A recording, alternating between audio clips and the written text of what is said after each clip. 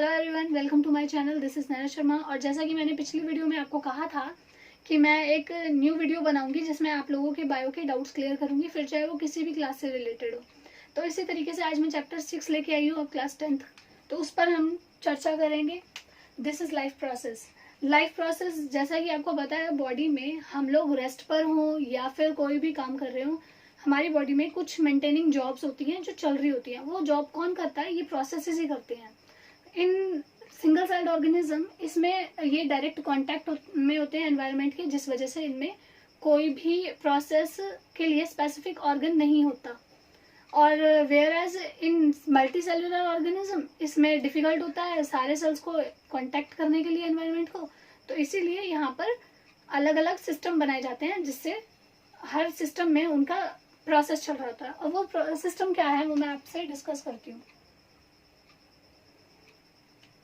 First is digestive system. Second is respiratory system.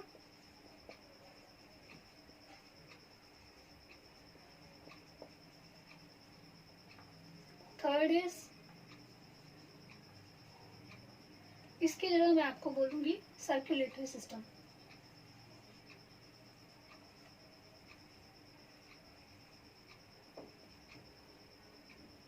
System जो कि आपके बुक में दिया हुआ है ट्रांसपोर्टेशन के नाम से।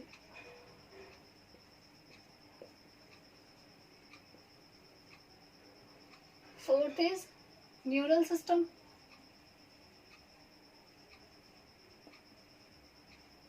लेकिन ये आपको आगे चल के नेक्स्ट चैप्टर में दिया हुआ है नर्वस सिस्टम के नाम से।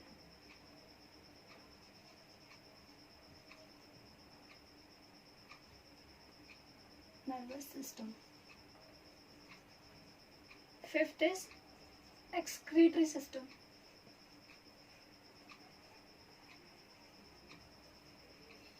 तो ये कुछ सिस्टम्स हैं, इनके अंदर काफी प्रोसेसेस होते हैं।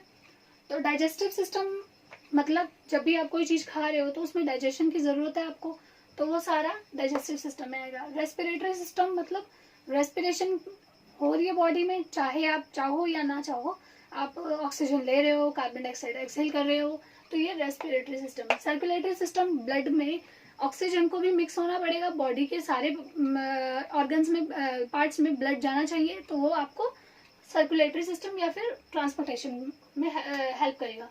न्यूरल सिस्टम, अगर आप सो रहे हो तब भी आपका माइंड वर्किंग पे रहता है, ये आपको भी पता है। सपने आते हैं, जो ड्रीम्स आते हैं आपको, वो सब इसी वजह से होता है। तो ये नर्वस सिस्टम। और एक्सक्रीटरी सिस्टम मतलब जितना भी डाइजेस्टेड पार्ट है, उसके बाद अनडाइजेस्टेड पार्ट जो आपकी बॉडी में बचा है, उसको एक्सक्रीट आउट करने के लिए आपको एक्सक्रीटरी सिस्टम की जरूरत पड़ती है। तो इन सब के लिए आपको एक चीज की जरूरत पड़ेगी, क्योंकि अगर जब तक हम खाएंगे नहीं तो हम लोगों को डिफिकल्टी होगी ये सारे सिस्टम मेंटेन करने में। तो न्यूट्रिशन। अब न्यूट्रिशन होता क्या है? जो भी आप फूड पार्टिकल ले रहे हो या फूड ले रहे हो बाहर से, उसको कन्वर्ट कर रहे हो एनर्जी में, और उस एनर्जी को यूज कर रहे हो डिफरेंट डिफरेंट पार्ट में। आपकी बॉडी यूज कर रही है डिफरेंट डिफरेंट सिस्टम्स में वो प्रोसेसेस करने के लिए। तो इसी तरीके से न्यूट्रिशन जो है फर्दर मेनी टाइप्स के होता है, तो मैं आपको बता देती हूँ।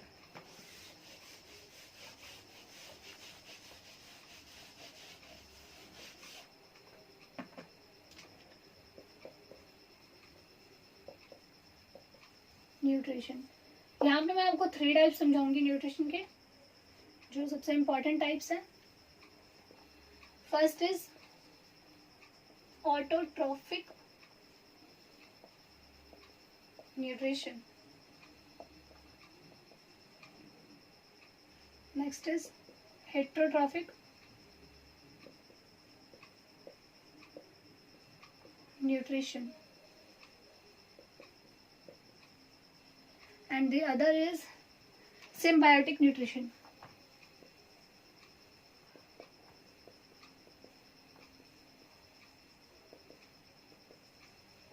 तो ये 3 टाइप के न्यूट्रिशन होते हैं। अभी मैं आपको ज्यादा डीप में नहीं जाकर इसका ओवरव्यू देती हूँ। ऑटोट्रॉफिक न्यूट्रिशन, ऑटो मतलब सेल्फ, ट्रॉफिक मतलब न्यूट्रिशन। हेट्रो मतलब यहाँ पर भी आएगा हेट्रोट्रॉफिक। हेट्रो मतलब डिपेंडेंस, न्यूट्रिशन, ट्रॉफिक मतलब as I said nutrition. Symbiotic मतलब सिम्बायोटिक मतलब एसोसिएशन। तो ये कुछ एग्जांपल है। तो सबसे पहले हम बात करेंगे ऑटोट्रॉफिक न्यूट्रिशन की। तो मैं अभी ये इरेज करके एक ही की बात करूंगी।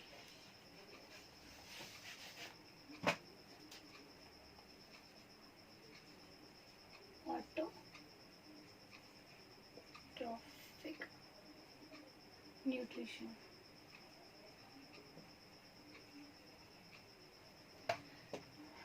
इसमें ऑर्गेनिज्म जो है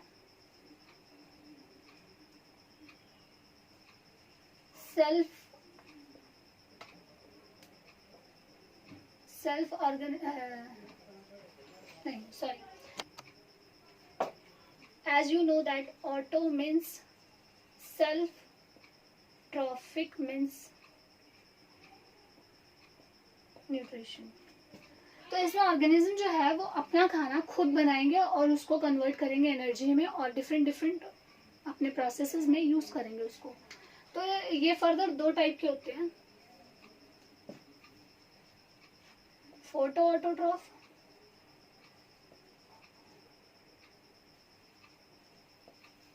and chemo autotroph.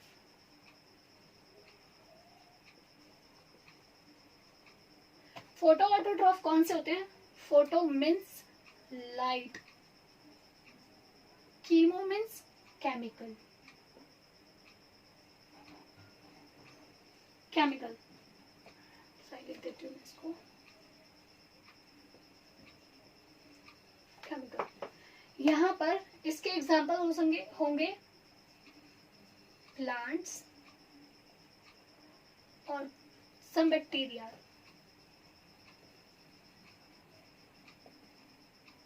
Example blue green algae.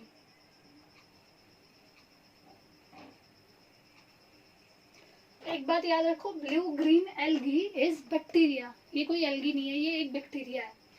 इसी तरीके से यहाँ पर आपके कुछ ऑर्गेनिज्म आएंगे, उसका एग्जाम्पल ये केमिकल, ऑर्गेनिक एनर्जी को कन्वर्ट करते हैं और उसको यूज करते हैं, अपने ऑर्गेनिक मटेरियल को कन्वर्ट करके यूज करेंगे अपनी एनर्जी में और डिफरेंट डिफरेंट पार्ट्स में। तो इसके एग्जाम्पल हैं आयरन बैक्टीरिया, सल्फर बैक्टीरिया,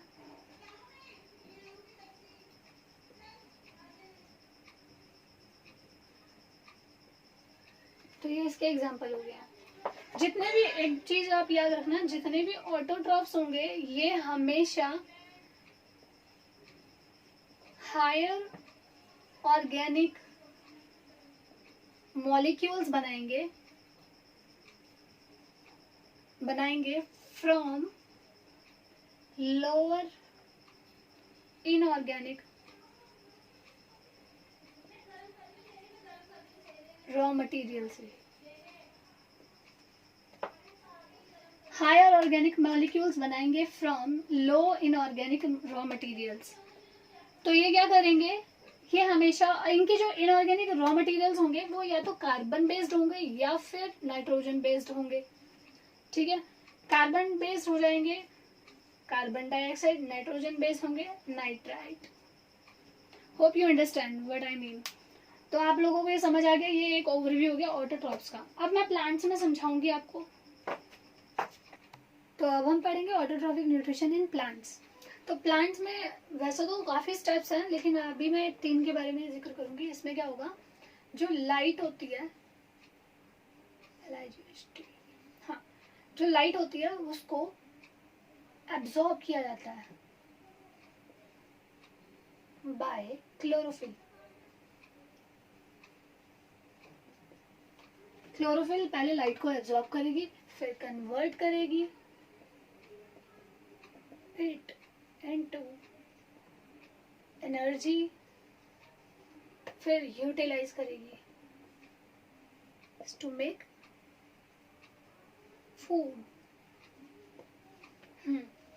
तो ये 3 स्टेप्स होते हैं इसके, लेकिन ज़रूरी नहीं है ये स्टेप्स 1 बाय 1 ही हो, क्योंकि कई डेजर्ट प्लांट्स होते हैं उसमें क्या होता है, एक टाइम पर रात को कार्बन डाइऑक्साइड का एब्जॉर्प्शन किया जाता है और उसके बाद उस एनर्जी को नेक्स्ट डे फिर से लाइट एनर्जी ली जाती है और उसको कन्वर्ट कर दिया, फूड बना दिया जाता है।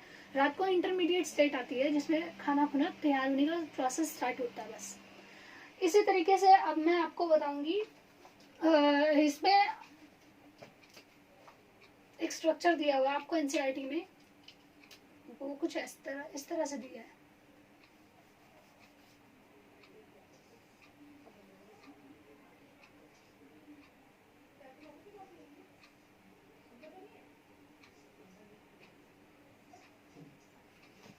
तो ये इसका पार्ट दिया होगा आपको।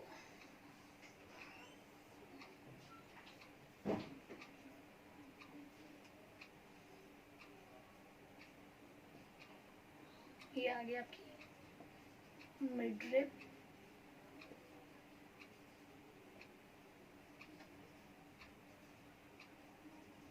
लीफ प्लेट और लैमेला, और ये आपका आ गया वेन्स। ये इसका टीएस स्ट्रक्चर दिया हुआ है आपको, जिसमें आपको स्टार्टिंग में एक थिक लेयर बनाई होगी, उसके बाद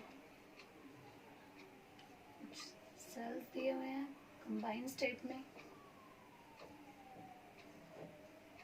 इसमें फर्दर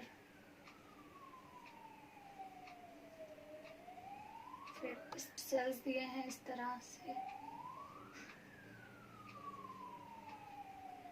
तो ये इनके बीच में कुछ इस तरीके से छोटे छोटे सेल्स हैं। सपोज ये ग्रीन कलर के हैं, actually I don't have green marker.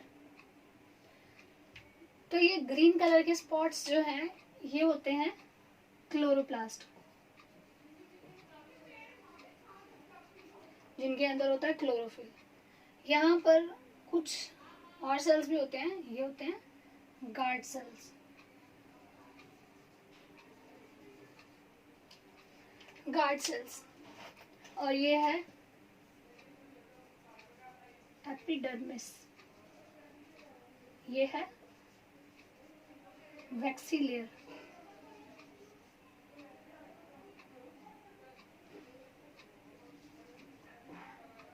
तो ये स्ट्रक्चर एज इट इज आपको दिया हुआ है। तो इसमें बताया हुआ है ये जो गार्ड सेल्स होते हैं, अब हम इनके बारे में, अब ये जो गैसेस एक्सचेंज हो रही हैं, खुद खाना बना रहे हैं इतनी मेहनत से, तो कोई तो जगह होगी जिसमें से एंट्री करेगी ये सब कुछ, तो वो होता है स्टोमेटा। स्टोमेटा जो है एपिडर्मिस के लेयर में होता है, बीनीथ द एपिडर्मिस। तो ये इस टाइप का होगा।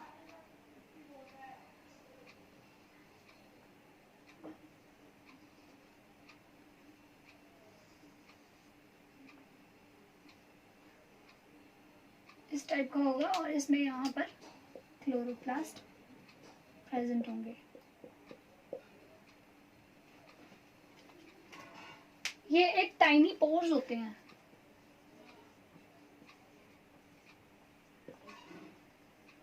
बिलो दी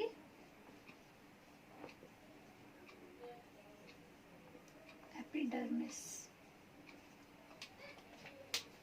तो ये होते हैं, जब डिपेंड इनका श्रिंक होना या स्वेलअप होना भी डिपेंड करता है आसपास के एटमॉस्फेयर पे। अगर तो एटमॉस्फेयर में बहुत ज़्यादा ह्यूमिडिटी है तो ये खुद भी स्वेलअप रहेंगे और ये ओपनिंग रहेगी।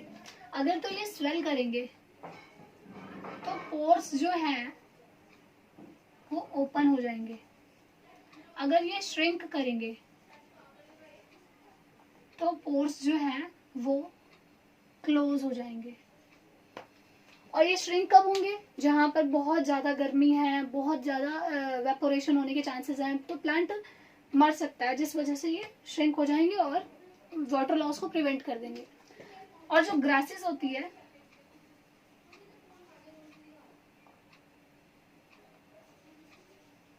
इनमें जो ये स्टोमेटास होते हैं वो डंबल शेप्ड होते हैं। ये 1 मार्क में आपसे पूछ लिया जाता है। डम्बल शेप्ड होते हैं। तो इसमें भी आप देखिए प्लांट में भी ये इनऑर्गेनिक रॉ मटेरियल्स कहाँ से लेते हैं, एटमॉस्फेयर से कार्बन डाइऑक्साइड लेंगे और तो इनके लिए एक फॉर्मूला होता है जब ये फोटोसिंथेसिस करते हैं। Photosynthesis is the perfect word for this. पहले मैं फॉर्मूला लिखूंगी, CO2 plus H2O give rise to in the presence of sunlight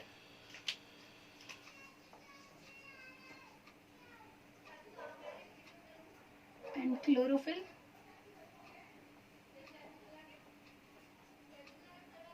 तो ये क्या बनाएंगे, C6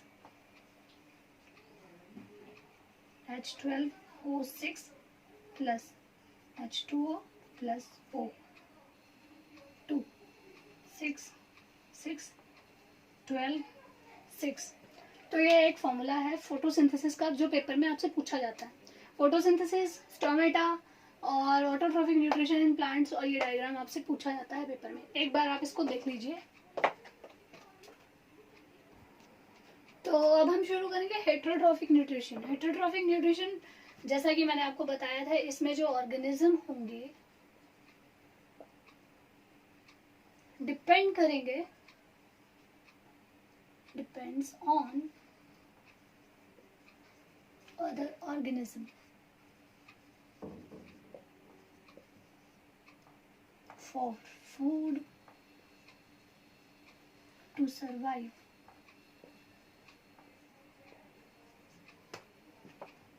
ये दूसरे ऑर्गेनिज्म को पकड़ेंगे, उससे एनर्जी कन्वर्ट करेंगे और फिर अपने आप को सर्वाइव के लिए करेंगे।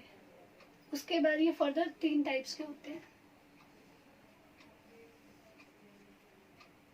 First is holozoic nutrition, saprophytic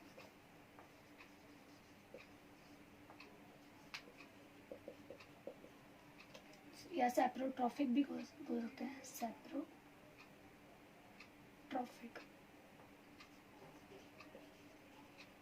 nutrition and parasitic nutrition. अब इनमें क्या क्या डिफरेंस है। जो होलोजोइक होते हैं ये क्या करेंगे, इनगल्फ कर लेंगे फूड को डायरेक्ट और डाइजेस्ट करेंगे। पहले इनगल्फ करेंगे, फिर डाइजेस्ट करेंगे, उसके बाद उसमें से एब्सॉर्ब करेंगे न्यूट्रिएंट्स को। तो इसके एग्जाम्पल्स हैं ह्यूमन बीइंग,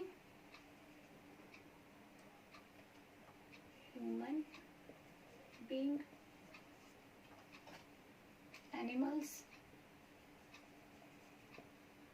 और कुछ एक्सेट्रा। सैप्रोट्रॉफिक में क्या होगा, ये फीड करेंगे ऑन डिकेइंग और डेड मैटर। जैसे कि मशरूम इसके एग्जाम्पल है, मतलब ये मरे सड़े हुए को खाएंगे। एग्जाम्पल है मशरूम, कुछ बैक्टीरियाज,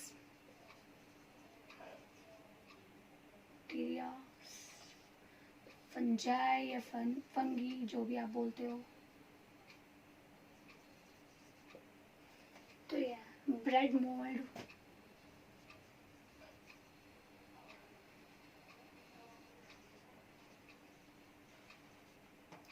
ये इसके एग्जाम्पल हैं। फिर आएगा पैरासिटिक। पैरासिटिक क्या होते हैं, ये ऑब्टेन करेंगे देयर फूड बाय लिविंग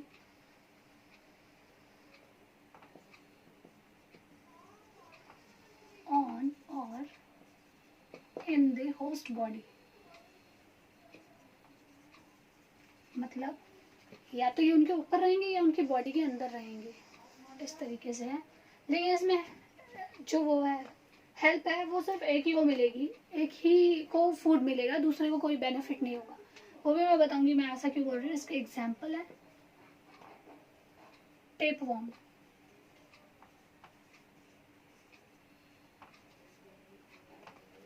ये इसके एग्जाम्पल है। इसी तरीके से मैं आपको यहाँ छोटा सा समझा देती हूँ। ये हो गया इसका है, फिर आ गया। एक मिनट आप एक काम करो, इसको कॉपी करो, फिर उसके बाद मैं इसको इरेज करके समझाऊंगी।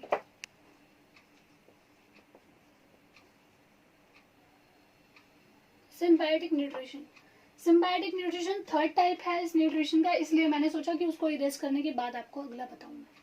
तो सिम्बायोटिक न्यूट्रिशन होता है, इसमें दोनों organism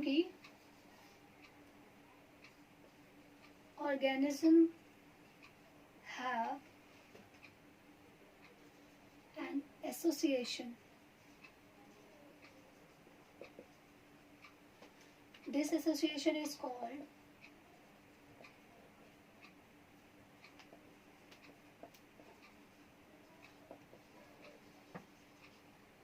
mutualism.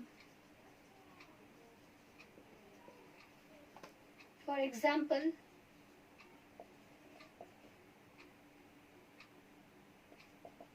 E. coli. E. coli आपने सुना होगा, या Escherichia coli भी बोला जाता है इसको, I don't know how to pronounce. तो E. coli इसका बेस्ट एग्जाम्पल है, क्योंकि इसमें क्या होगा, सिम्बायोटिक एसोसिएशन में दोनों ऑर्गेनिज्म एक दूसरे के साथ एक एसोसिएशन बना के रखेंगे जिसमें दोनों को ही बेनिफिट हो रहा हो। For example, E. coli lives in the intestine of man and produce vitamin B12. Vitamin B12. E. coli human के इंटेस्टाइन में रहता है और वहाँ पे विटामिन B12 प्रोड्यूस करता है। इन रिटर्न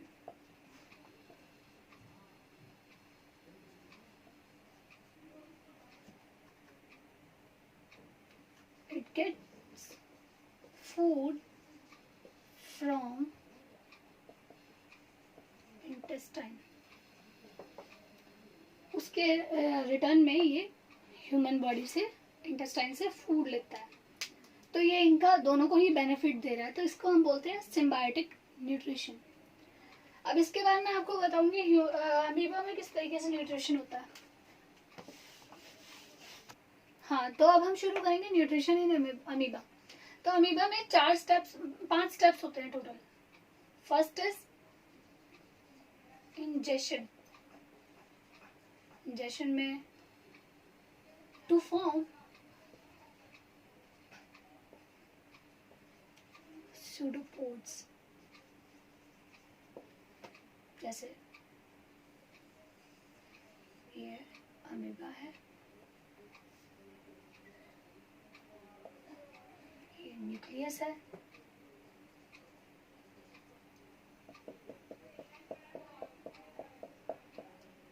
और ये इसका हमें फूड है। This is food particle.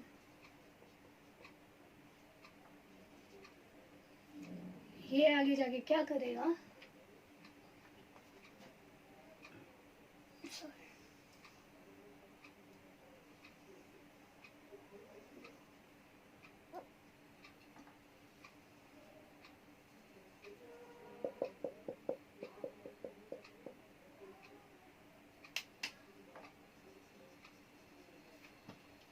इस तरीके के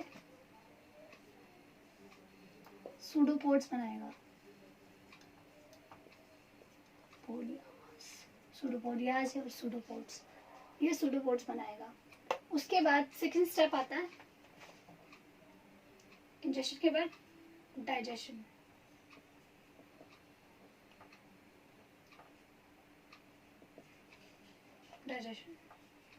डाइजेशन में क्या होगा,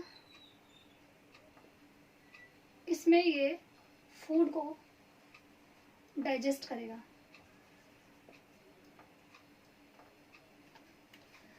तो फूड डाइजेस्ट कैसे करेगा, उसका एक स्टेप।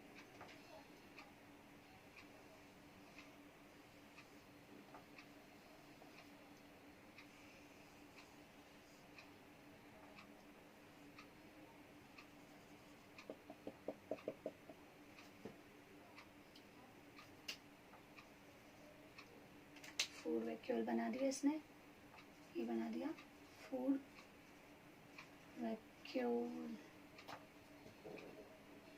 और यहाँ पर इसका food particle.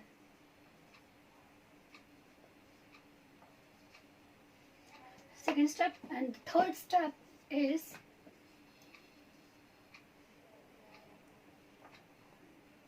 ingestion, digestion, absorption।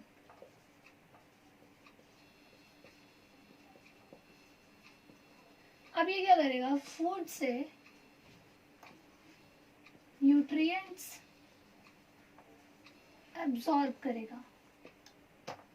किस तरीके से,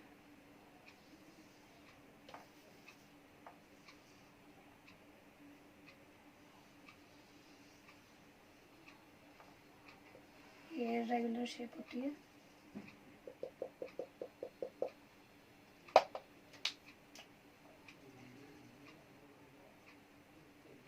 एब्जॉर्प्शन होने स्टार्ट हो गई है इसकी। Second third step, now fourth step is assimilation.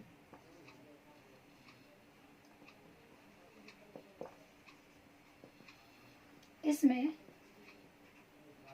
Absorb food से फूड को कन्वर्ट करेगा इनटू एनर्जी। तो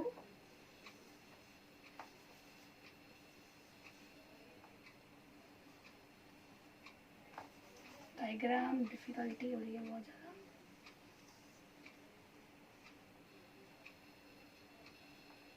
इससे एब्जॉर्प्शन कर ली इसने, एनर्जी में कन्वर्ट कर लिया। अब फिफ्थ स्टेप आएगा इसका इजेशन। इसमें वेस्ट प्रोडक्ट को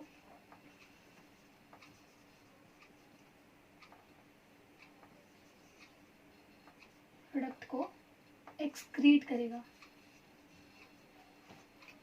तो ये स्टेप में ये वापस से अपने सूडोपोड्स को खोल लेगा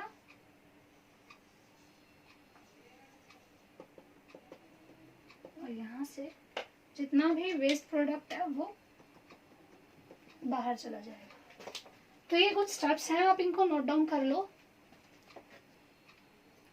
तो बच्चों अब हम पढ़ेंगे न्यूट्रिशन इन पैरामीशियम। पैरामीशियम में सीलियाज होते हैं। मैं एक डायग्राम बनाना चाहूंगी, ये कुछ इस टाइप से होता है।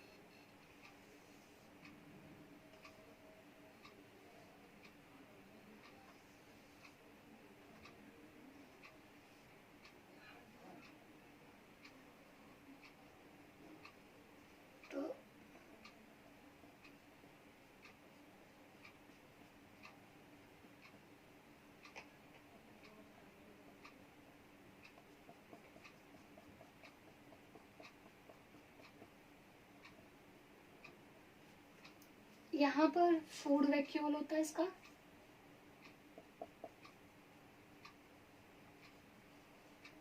Food vacuole.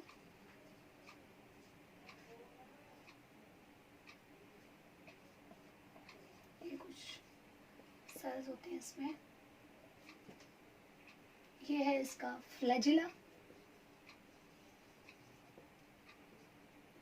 ये है इसके सीलिया,